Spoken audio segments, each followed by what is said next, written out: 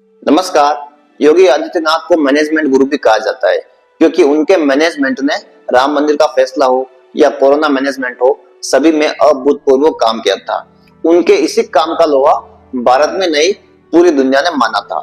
इसलिए ये कहा जा सकता है कि योगी का मैनेजमेंट भारत के सभी मुख्यमंत्री से 10 कदम हमेशा आगे रहता है।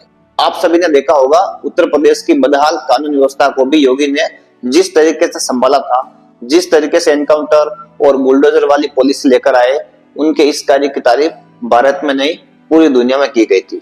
इसी कार्य के चलते योगी को कितनी बार भारत का सर्वश्रेष्ठ मुख्यमंत्री का खिताब भी मिला था।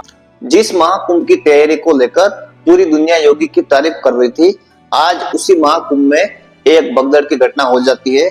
उस घटना में न जाने कितने मासूम लोगों की मौत हो जाती है। इस घटना ने योगी के जीवन पर सबसे बड़ा कलंक लगाकर रख दिया, क्योंकि इससे पहले ऐसी कोई बड़ी घटना नहीं हुई जिसके लिए योगी आदित्यनाथ को जिम्मेदार ठहराया जा सके। लेकिन योगी के जीवन की सबसे बड़ी घटना महाकुंभ की घटना को माना जा सकता है, क्योंकि योगी आदित्यनाथ ने इतनी चाक चौबंद और इतनी जबरदस्त व्यवस्था होने का दावा किया था, लेकिन एक घटना हो जाती है, वो घटना इन सारी व्यवस्थाओं की पोल खोल देती है। इस घटना के लिए भले ही प्रशासन को जिम्मेदार ठहराया जा सकता है, लेकिन नाम तो योगी आदित्यनाथ का ही आएगा। इसीलिए योगी आदित्यनाथ के लिए अभी का समय बहुत ही मुश्किल है और आने वाले समय में ऐसा लग रहा है कि विपक्ष इस मुद्दे को छोड़ने वाला नहीं है। आप सोचिए, अगर महाकुंभ पूरी तरीके से सफल हो जाता, कोई भी अप्रिय घटना नहीं होती, तो शायद योगी के जीवन की सबसे बड़ी उपलब्धि करार दी जाती, क्योंकि 40 से 50 करोड़ लोगों के लिए व्यवस्थाएं करना किसी भी व्यक्ति के लिए मुश्किल ही नहीं, नामुमकिन सा है। लेकिन योगी ने इस तरीके से व्यवस्थाएं की थी जिससे ये अंदाजा लगाया जा रहा था कि ये महाकुंभ इतिहास का सबसे सफल महाकुंभ होगा। लेकिन एक घटना ने योगी आदित्यनाथ के जीवन पर ऐसा ग्रहण लगाया कि इसकी गूंज आने वाले समय में भी सुनाई देगी। अब ये माना जा सकता है कि इसमें 50 करोड़ की जगह अगर 100 करोड़ लोग भी स्नान कर ले तो भी इस महाकुंभ को पूर्णतः सफल नहीं माना जा सकता, क्योंकि योगी आदित्यनाथ जैसे सक्षम और मेहनती मुख्यमंत्री के होते हुए इतनी बड़ी घटना हो जाती है तो इसकी गूंज तो सुनाई देगी।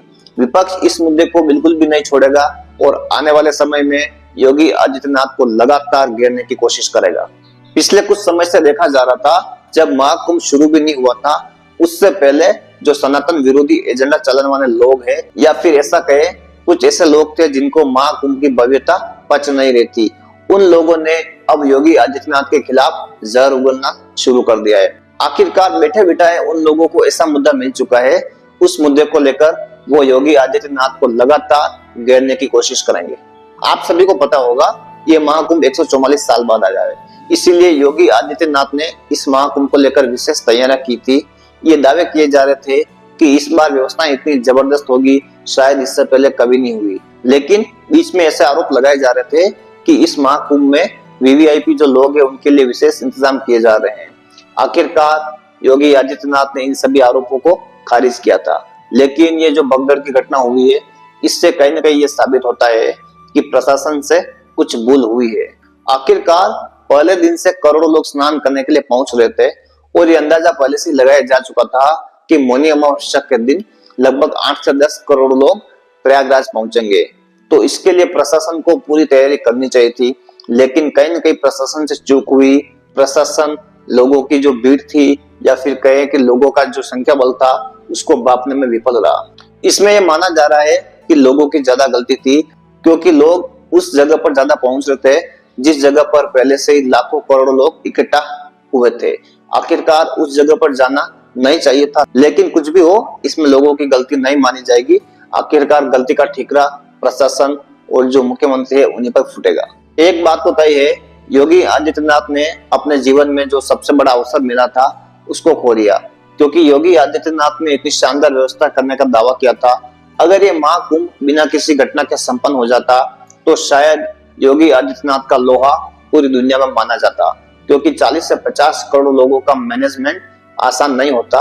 इसीलिए ये माना जा रहा था कि ये महाकुंभ जैसे सफल होगा, उसके बाद योगी आदित्यनाथ की लोकप्रियता बहुत ही ज्यादा बढ़ जाएगी। लेकिन योगी आदित्यनाथ की विडंबना देखिए, इस महाकुंभ के सफल आयोजन का ताज योगी के सिर पर सजता, उससे पहले ये भगदड़ की घटना हो जाती है जिसमें बहुत सारे लोगों की मौत हो जाती है। इसलिए आने वाले समय में इस महाकुंभ के सफल आयोजन की चर्चा कम होगी, इसमें जो भगदड़ या जो घटनाएं हुई है इसकी चर्चा ज्यादा होगी। इससे पहले यह भी आरोप लग रहे थे कि जो सनातन संस्कृति के प्रचार के लिए कुंभ का आयोजन होता है, जो मीडिया है वो जो मोनालिसा है या फिर जो आइटिन बाबा है ऐसे चरित्र को ज्यादा दिखा रहे थे, उसके उलट इस महाकुंभ की भव्यता को कम दिखा रहे थे। मतलब महाकुंभ का आयोजन सनातन संस्कृति के प्रचार के लिए होता है, लेकिन जो मीडिया में खबरें जारी थी बहुत दिनों तक आइटिन बाबा या फिर जो मोनालिसा जो लड़की वायरल हो रही थी, इस तरीके से बहुत सारे ऐसे लोग वायरल हो रहे थे, उनको ज्यादा दिखाया जा रहा था। इसीलिए संतों ने आरोप लगाया कि महाकुंभ को हैक कर लिया गया है, महाकुंभ का जो असली उद्देश्य है वो भटक गया है। इसलिए मीडिया से उन्होंने प्रार्थना की थी कि महाकुंभ की जो असली तस्वीर है वो दिखाइए।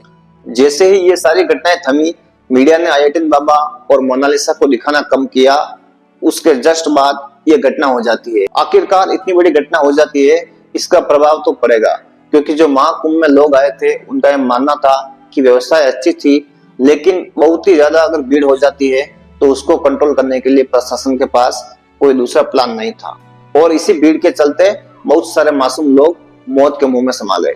आखिरकार कुछ भी हो, योगी आदित्यनाथ के लिए यह एक नाकामयाबी है, और इस नाकामयाबी से उबरना उनके लिए बहुत मुश्किल है, क्योंकि इतने बड़े आयोजन का जो क्रेडिट योगी आदित्यनाथ को दिया जा रहा था, तो इसके उलट अगर भगदड़ होती है और लोग मारे जाते हैं तो इसका क्रेडिट भी योगी आदित्यनाथ को ही दिया जाएगा। आखिरकार योगी आदित्यनाथ के जीवन पर लगा यह ग्रहण शायद कभी धुल पाए या नहीं धुल पाए, क्योंकि महाकुंभ 144 साल बाद आता है, और इस महाकुंभ में जो भगदड़ की घटना हुई है वो इतिहास में लिखी जाएगी।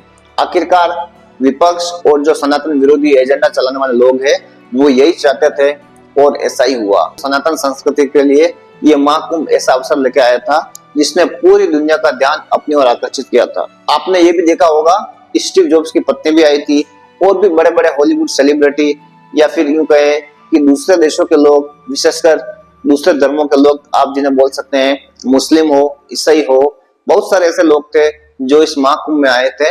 इसीलिए इस महाकुंभ को सफल माना जा रहा था, लेकिन एक घटना ने इस महाकुंभ की जो भव्यता थी, दिव्यता थी, उस पर ग्रहण लगा दिया, और आने वाले समय में ये जो भगदड़ की घटना हुई है इसको इतिहास में लिखा जरूर जाएगा। योगी आदित्यनाथ के लिए मुश्किलें अब बढ़ने वाली है, क्योंकि बीजेपी में ऐसे बहुत सारे लोग हैं जो योगी आदित्यनाथ से जलते हैं। इसलिए आने वाले समय में इस महाकुंभ में जो भगदड़ की घटना हुई है उसके लिए योगी आदित्यनाथ को जिम्मेदार जरूर ठहराया जाएगा। योगी आदित्यनाथ अक्सर अपने भाषणों में चर्चा करते हैं कि कोई भी आतंकवादी या कोई भी असामाजिक तत्व महाकुंभ को क्षति नहीं पहुंचा सकता, लेकिन शायद उनकी नजर भगदड़ या जो ऐसी घटनाएं होती है उन पर नहीं थी। इसीलिए प्रशासन की विफलता के कारण यह घटना होती है, और इसका परिणाम आने वाले समय में योगी आदित्यनाथ को भुगतना पड़ सकता है। सनातन विरोधी एजेंडा चलाने वाले लोग इतने एक्टिव है कि आने वाले समय में इस भगदड़ की घटना का वो पूरे विश्व में जोर शोर से प्रचार करेंगे, और योगी आदित्यनाथ को एक नाकामयाब मुख्यमंत्री बताने के लिए कुछ भी करेंगे, क्योंकि उनके पास बहुत सारा पैसा है, बहुत सारी कंपनी है जो उनके लिए कार्य करती है।